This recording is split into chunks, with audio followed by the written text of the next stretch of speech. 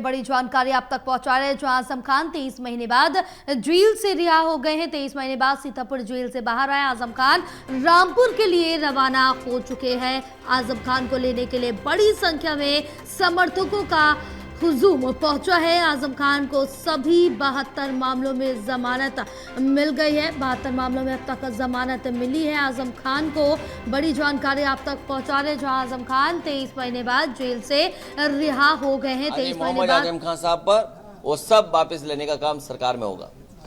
खाली आजम खान साहब के या फिर तमाम ऐसे लोग और भी हैं जिन पे नहीं, जो जिन पत्रकार साथियों पे भी झूठे मुकदमे लगे हैं उनको भी छोड़ा जाएगा। और भाई आप पे इनकम टैक्स हो, ईडी हो, उसमें भी आपकी मदद होगी। इलाहाबाद हाईकोर्ट का जो ऑर्डर आया है उसमें उत्तर प्रदेश गवर्नमेंट ने कहा है कि पॉलिटिकल रैलीज में भी जातियों का शब्द इस्तेमाल नहीं होगा। किस तरह से फिर आगे रैलियां बताओ, सरकार अब जागी है जब स्वजाति लोगों को, वर्चस्ववादी लोगों को और ताकतवर लोगों को हर जगह बैठाया हुआ है। अगर आपका चैनल उन्हें सही चलाना है तो हो सकता है उस चैनल का हेड भी हटा दें। अखबारों के हेड तो हटे ही हटे हैं। तो ये जो 5000 साल पुरानी बातें थीं उनको दूर कैसे करेंगे। बाबा साहब भीमराव अम्बेडकर जी को जाति की वजह से भेदभाव का सामना करना पड़ा। एनिमिलेशन ऑफ कास्ट उनकी जो किताब है, निबंध है, ऐसे वो पढ़ने लायक है कि किस तरह जाति के आधार पर भेदभाव हुआ है, लोग अपमानित हुए।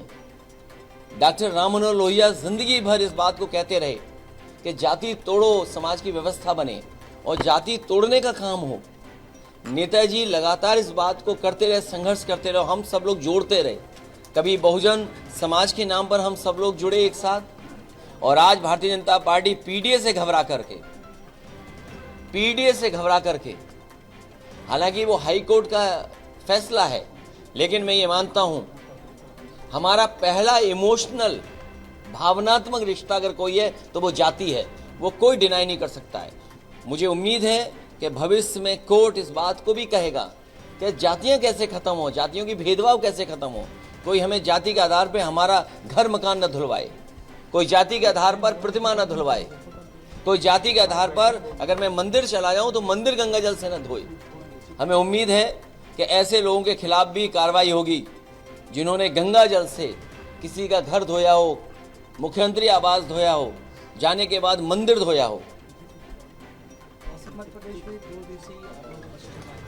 तुम कहाँ भागकारी खाली करके बेच दी जाएगी। जैसे बीजेपी के लोगों ने बिल्डिंगें बेची हैं वैसे बेच दी जाएगी बिल्डिंगें। ना आयोग रहेगा ना बिल्डिंग रहेगी। नहीं, मैं आपके सवाल, आपने सवाल का संशोधन किया। आपने अगर सवाल का संशोधन किया तो हमारे जवाब का भी संशोधन सुन लीजिए कि अभी तक जो पोस्टिंगें हुई हैं और जो भेदभाव हुआ है थाने में, वो जाति के आधार पे हुआ है। और जाति के आधार पे होता है। कई बार सरकार को, और मेरे पास वो कागज नहीं है, अगर मैं कहूँ आपसे कि एक मिनट,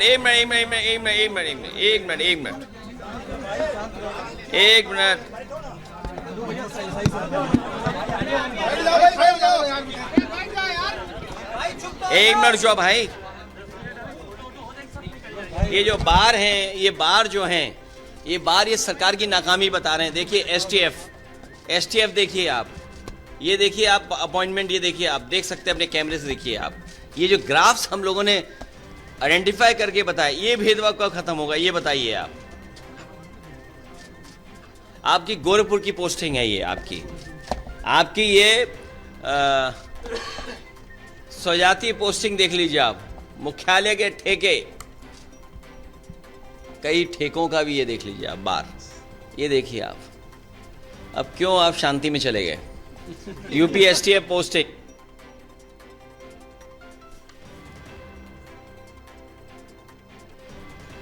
तो ललित हमारे साथ लगातार जुड़े हुए और जानकारी लेंगे। ललित, जिस तरह से देखें कि अखिलेश यादव का बयान सामने आया है और लगातार सरकार को घेरते हुए, उत्तर प्रदेश सरकार को घेरते हुए, बीजेपी को घेरते हुए नजर आ रहे हैं, और आजम खान की रिहाई को लेकर साफ तौर से उन्होंने कहा है कि जो मुकदमे लगे वो सब झूठे हैं। बिल्कुल आपने सही कहा कि जिस तरीके से लगातार आपसे पहले भी कह रहा था जया कि अखिलेश यादव जो है अब बड़े पैमाने पर एक तरीके से पूरे मसले में निकल कर आए हैं। और आज जो रिहाई हुई है आजम खान की, वो अपने आप में काफी महत्वपूर्ण है कि जिस तरीके से लगातार उनके खिलाफ मुकदमे सामने आते रहे, तकरीबन 72 से 100 से ज्यादा मुकदमे उनके ऊपर दर्ज हुए। और उसके बाद खुद आजम खान के करीबियों में ये चर्चा है कि वो उनकी जो है नाराजगी चल रही है सरकार समाजवादी पार्टी से। तो ऐसे में सबसे महत्वपूर्ण बात ये भी है कि अब जिस तरीके से आज अखिलेश यादव ने बयान दिया है वो अपने आप में काफी महत्वपूर्ण है। क्या लेकिन एक सवाल जो अभी भी जिसका जवाब अभी तलाशा जाना बाकी है कि क्या आजम खान इस पूरे मामले में क्या वो पार्टी से नाराज हैं, क्या उनकी नाराजगी इस हद तक आगे जाएगी कि वो पार्टी को अलविदा कहेंगे, क्योंकि आजम खान और समाजवादी पार्टी का संबंध काफी पुराना है। और अगर मैं कहूँ तो तकरीबन कई दशकों पुराना संबंध है उनका। और जिस तरीके से आजम खान की राजनीति रही है वो भी अपने आप में समाजवादी पार्टी में अखिलेश यादव हो या उनके पिता स्वर्गीय मुलायम सिंह यादव हो, सभी लोगों के साथ उनके संबंध रहे हैं। और एक बड़े नेता के तौर पर वो देखे जाते हैं सीतापुर रामपुर में। तो अपने आप में अब किस तरीके से चीजें आगे बढ़ती हैं ये दिन बढ़ने के साथ पता चलेगा। लेकिन आज अखिलेश यादव का बयान ये अपने आप में दिखाता है कि कहीं न कहीं वो इस पूरे मसले में जिस तरीके से घटनाक्रम आगे बढ़ रहा है, उनका जो बयान आया है कि ये राजनीति से प्रेरित मुकदमे थे, तो ये अपने आप में बताता है कि कहीं ना कहीं अब डैमेज कंट्रोल की कोशिश हो रही है। बिल्कुल। इसके साथ ही उन्होंने ये भी कहा है कि जो सरकार मुकदमे लगाती है, तो हम जिक्र कर रहे हैं कि झूठे मुकदमे लगाती है, अखिलेश यादव ने कहा। इसके साथ ही उनकी रिहाई पर भी खुशी जताई है और कहा है कि हमें उम्मीद थी कि आजम खान को न्याय जरूर मिलेगा, हमारी सरकार बनी तो हम मुकदमे जितने भी लगे वो सभी वापस ले लेंगे। बिल्कुल। और देखिए ये भी एक अपने आप में महत्वपूर्ण बात है कि उन्होंने जो है सारे मुकदमों को राजनीतिक कह करके एक तरीके से खारिज कर दिया है अगर देखा जाए अखिलेश यादव ने। और सरकार आने पर उनको हटाने का मामला हो तो फिर ये भी उन्होंने एक तरीके से क्लियर कर दिया है कि जो मामले जितने भी लगाए गए, अब वो क्रिमिनल केसेस लगाए गए हों या फिर सिविल मामले लगाए गए हों या जो भी लगे हैं मामले, उन सभी मामलों में उससे एक बात ये साफ हो जाती है कि कहीं न कहीं अखिलेश यादव जिस तरीके से पूरे घटनाक्रम पर अपना बयान दे रहे हैं और जिस तरीके से उन्होंने कहा है कि जब सरकार आएगी तो हम हटाएंगे, तो इसका मतलब है कि वो सारे मामलों को राजनीतिक मामला बता रहे हैं। और उनका साफ तौर पर कहना है कि अगर कोई भी किसी भी तरह का मामला आगे हुआ तो उसको हटाएंगे सरकार आने पर। यानी कि वो सारे मामलों को मान रहे हैं कि ये राजनीतिक मामले हैं, इसमें कोई भी गंभीर ऐसा क्रिमिनल मामला नहीं है।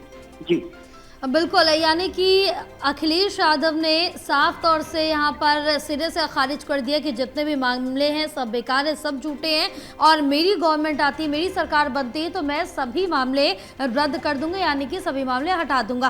तो कहीं ना कहीं वो कानून को भी अगर ये कहा जाए अपने हाथ में लेते हुए नजर आएंगे या फिर जितने तमाम मामले दर्ज हुए उन सभी को नज़रअंदाज करेंगे, चाहे वो भूमाफिया हो, किसी को धमकी देना हो या तमाम जो मामले दर्ज है।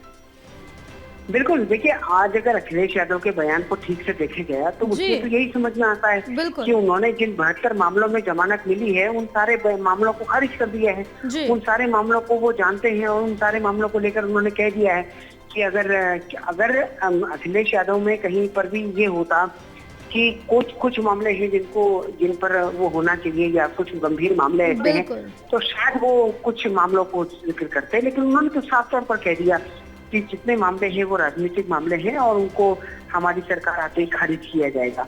तो यानी कि कुल मिलाकर उन्होंने सीधे योगी सरकार पर निशाना साध दिया है। उन्होंने ये कह दिया है कि ये पॉलिटिकल द्वेष के कारण ये सारे मामले जो है लगाए गए थे समाजवादी पार्टी के नेता आजम खान पर। लेकिन क्या आजम खान की इन बयानों से नाराजगी दूर होगी, ये एक बड़ा ही महत्वपूर्ण सवाल है। क्योंकि जिस तरीके से कहा जा रहा है कि सीतापुर जेल में जब वो 23 महीने तक बंद थे तो अखिलेश यादव केवल 2 से 3 बार ही मिले गए और उससे जो है कहीं ना कहीं आजम पक्ष में नाराजगी है कि उनको जो है इस मामले में मुखर होना चाहिए था, लेकिन वो मुखर नहीं हुए। बहरहाल अब आज दिल चलने के साथ देखना होगा कि क्या आजम खान का कोई रिएक्शन आता है और बिल्कुल। अगर रिएक्शन आता है तो फिर वो किस तरीके से क्या कहते हैं। जी ललित, लेकिन एक सवाल है यहाँ पर इस बीच ये भी उठता हुआ नजर आ रहा है कि एक तरफ अखिलेश यादव ये सब कह रहे हैं कि पूरे मुकदमे झूठे हैं, अगर मेरी सरकार बनी तो मैं सभी मुकदमों को खारिज कर दूंगा, सभी मामले खत्म करवा दूंगा।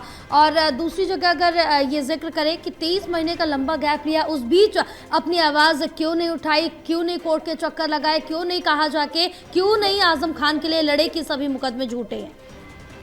बिल्कुल, यही एक सवाल सबसे बड़ा ये है कि क्या आखिरकार आजम खान का भविष्य अब समाजवादी पार्टी में है या नहीं है। जो उनके करीबी हैं जो ये बता रहे हैं कि वो नाराज है पार्टी से, और पार्टी ने जिस तरीके की भूमिका उनको लेकर अपनाई, क्या उसमें वो उस तरीके के क्या वो कुछ और भी चाहते थे कि पार्टी इस मामले में मुखर होकर उनके लिए लड़ाई लड़े। तो ये सारी चीजें हैं। अब देखना ये होगा जया कि देखिए इसमें अभी क्योंकि हमारे सामने स्थिति ये है कि आजम खान का कोई बयान नहीं आया है। हमारे सामने ये है कि अखिलेश यादव ने एक बात कही है कि सारे मुकदमे हम हटा देंगे, यानी कि सारे मामलों को उन्होंने क्लीन चिट दे दिया है। तो कुल मिलाकर के अगर देखा जाए तो अब इसमें सबसे महत्वपूर्ण बयान जो है वो आजम खान का ही होगा कि वो किस तरीके से जो है इस पर अपना रिएक्शन देते हैं। जी बिल्कुल ललित, तमाम जानकारी साझा करने के लिए बहुत शुक्रिया आपका।